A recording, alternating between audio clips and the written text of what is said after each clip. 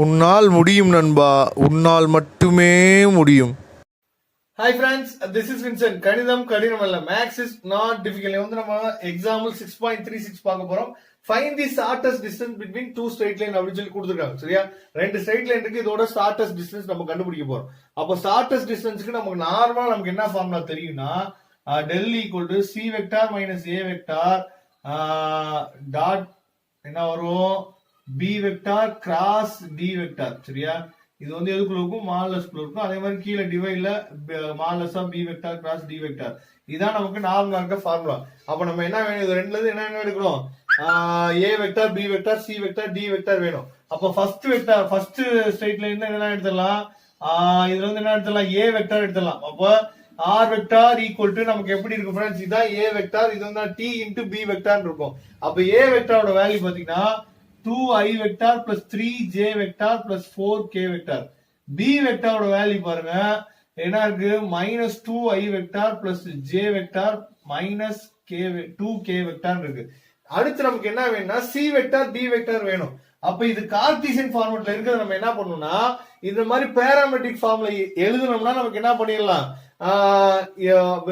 இந்த value C vector, இந்த வேல்யூவை டி வெக்டார் எழுதலாம். அப்ப இந்த கார்ட்டீசியன் ஃபார்முலா நம்ம என்ன பண்ணணும்னா நார்மல், அதாவது இந்த வெக்டர் ஃபார்முலாக்கு எழுதணும் பேராமெட்ரிக் ஃபார்முக்கு.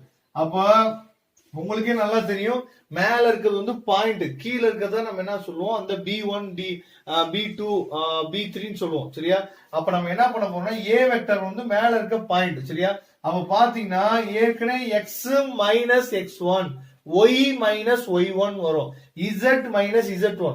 அப்போ x, y, x1, z1, y1, z1 ஓட வேல்யூ பாத்தீங்கன்னா இங்க என்ன இருக்கு, ஏற்கனவே ஃபார்முலாலே மைனஸ் இருக்கு, அதனால இங்க என்ன வரும் 3, இங்க வேல்யூ இல்ல, அப்ப 0, இங்க என்ன வந்துரும் -2, ஏன்னா ஃபார்முலால ஒரு மைனஸ் இருக்கும். அப்ப x1 y1 z1 வேல்யூ பாத்தீங்கன்னா 3, 0, -2. இதுதான் நமக்கு வந்து என்னது a வெக்டார். அப்ப பாத்தீங்கன்னா 3i வெக்டார், 0ங்கிறது j வெக்டாரோட வேல்யூ, 0 இன்டு எடுத்தீங்கன்னா 0 ஆயிரும். அப்ப j வெக்டார் வராது. அடுத்து -2k வெக்டார், இதுதான் a வெக்டார். அடுத்து பாத்தீங்கன்னா பிளஸ் t இன்டு என்ன பண்ணலாம், b வெக்டார்னா இங்க என்ன இருக்கு பாருங்க, கீழே இருக்குது ஃபுல்லா 2i vector minus j vector plus 2k vector. அப்ப இதுல இருந்து நம்ம என்ன பண்ணிடலாம்னா c வெக்டாரோட வேல்யூ பாத்தீங்கன்னா 3i vector minus 2k vector. அடுத்து பாத்தீங்கன்னா d வெக்டாரோட வேல்யூ பாத்தீங்கன்னா 2i vector minus j vector plus 2k vector. இப்ப நம்ம என்ன பண்ணணும்னா, நமக்கு நார்மலா என்ன பண்ணுவோம், இந்த ஃபார்முலா சப்ஸ்டிட் பண்ண தான் ட்ரை பண்ணுவோம். இப்போ ஒரு விஷயம் நீங்க என்ன பண்ணணும்னா, ஷார்ட்டஸ்ட் டிஸ்டன்ஸ் கேட்டாவே இது வந்து பேரலா இருக்கா இல்லையா அப்படின்னு சொல்லி நீங்க செக் பண்ணணும்.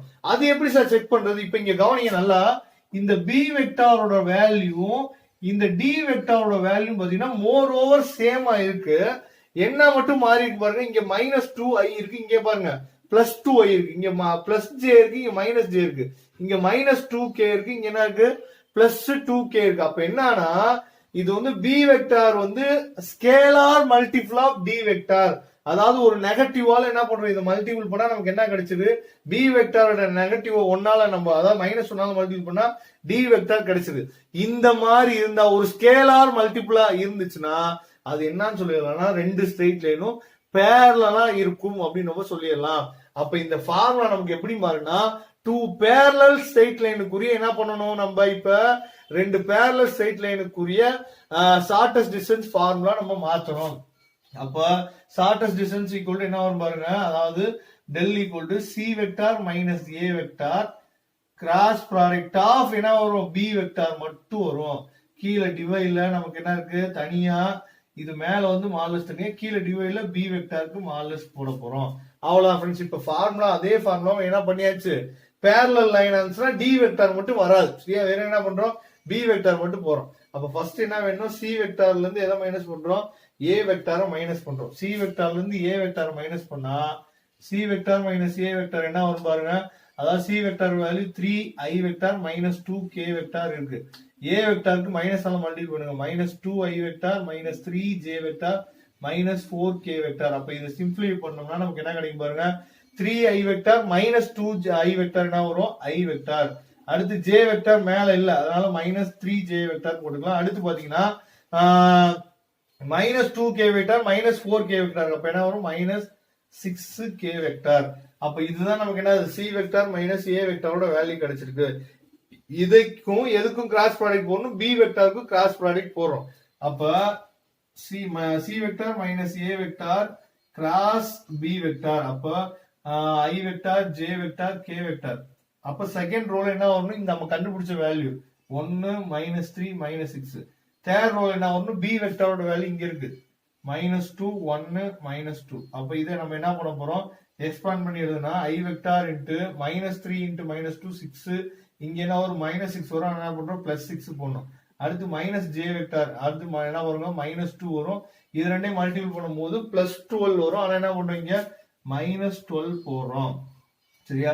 அடுத்து பாத்தீங்கன்னா இங்க நமக்கு k வெக்டார் இன்டு 1. அடுத்து இது ரெண்டையும் மல்டிபிள் பண்ணா +6 ஆயிரும். ஆனா என்ன பண்றோம், -6 போறோம்.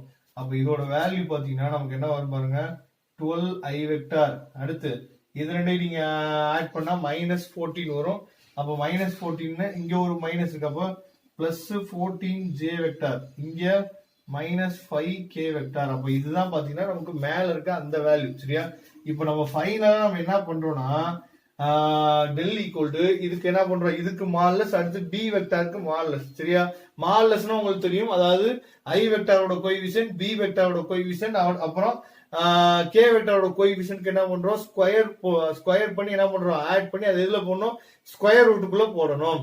அப்ப இதுக்கு மால்லஸ் நம்ம கண்டுபிடிச்சோம்னா 12 ஸ்கொயர் பண்ணா 144. அடுத்து 14 ஸ்கொயர் பண்ணோம்னா 196. -5 ஸ்கொயர் பண்ணோம்னா நமக்கு என்ன கிடைக்கும், +25 divided by modulus of b vector. b வெக்டாருக்கு அதே மாதிரி என்ன பண்றோம், -2 இருக்கு, -2 ஸ்கொயர் பண்ணா 4. அடுத்து 1 இருக்கு, 1 ஸ்கொயர் பண்ணா 1. அடுத்து -2 இருக்கு, அதை ஸ்கொயர் பண்ணா நமக்கு என்ன கிடைக்கும், 4. அப்ப இதோட இது எல்லாத்தையும் ஆட் பண்ணா நமக்கு என்ன கிடைக்கும் பாருங்க, 144. 144 + 25 பாத்தீங்கன்னா 154, 154, 164, 169, 169, 169 plus 196 நமக்கு என்ன கிடைக்கும், 5 1 6 3. அப்ப 365. அப்ப 365 டிவைடட் பை இங்க பாருங்க 4 + 4 8, 8 + 1 9. 9க்கு ஸ்கொயர் ரூட் தான் என்ன கிடைக்கும், 3. அப்ப இது வந்து ஷார்டஸ்ட் டிஸ்டன்ஸ்னால நம்ம என்ன பண்றோம், யூனிட் சொல்லி முடிச்சிடறோம். அப்ப இதோட ஆன்சர் பாத்தீங்கன்னா √365 டிவைடட் பை 3. ரொம்ப ரொம்ப ஈஸி தான் ஃப்ரெண்ட்ஸ். ஆனா என்ன பண்ணணும்னா இந்த ஸ்டெப்பை நீங்க மறந்துடக்கூடாது. எதுனா இந்த பேரலா இருக்கு அப்படின்னு சொல்லி நமக்கு என்ன பண்ண சொல்லணும், கண்டுபிடிக்க தெரியும். கண்டுபிடிச்சா ஃபார்முலா அப்படி மாறிடும். சரியா? அதை மட்டும் கொஞ்சம் ஞாபகத்தில் வச்சுங்க. Okay friends, thank you. நம்ம நெக்ஸ்ட் வீடியோ பார்க்கலாம். அதுவரை உங்களிடம் விடைபெறுவது உங்கள் நண்பன் இன்சென்ட். தேங்க்யூ.